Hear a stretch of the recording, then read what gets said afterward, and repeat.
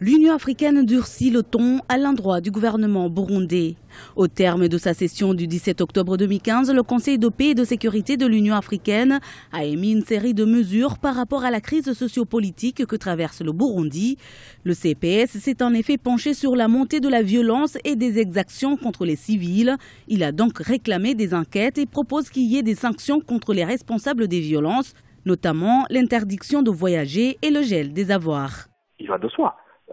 Vous sanctionnez les gens qui sont en train de cesser la paix.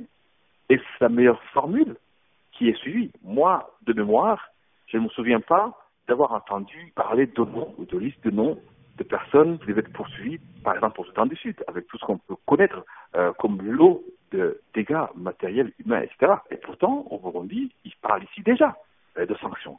C'est vous dire que nous pouvons donc par conséquent poser des questions sur finalement les intentions qui sont derrière ce communiqué. L'Union africaine souhaite une reprise de dialogue dans les plus brefs délais entre tous les acteurs de la crise burundaise. Des négociations qui se dérouleraient à Kampala en Ouganda ou à Addis Abeba en Éthiopie. Mais le gouvernement burundais pour l'instant ne reconnaît pas l'opposition rassemblée au sein du Sénarède, le Conseil national pour le respect de l'accord d'Arusha pour la paix et la réconciliation au Burundi et de la restauration de l'état de droit. L'opposition est là, on ne la reconnaît pas, mais elle est là. Elle est réunie dans un conseil qui s'est connu.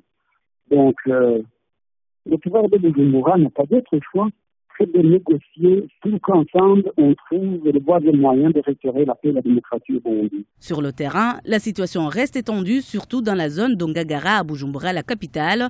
Après l'assassinat samedi 17 octobre de Charlotte Umugwaneza, la secrétaire adjointe du parti MSD dans la zone de Chibitoke, 3 autres corps sans vie ont été retrouvés ce dimanche 18 octobre dans le quartier d'Ongagara. Pour rappel, la date limite de la remise volontaire des armes a été fixée au 24 octobre 2015.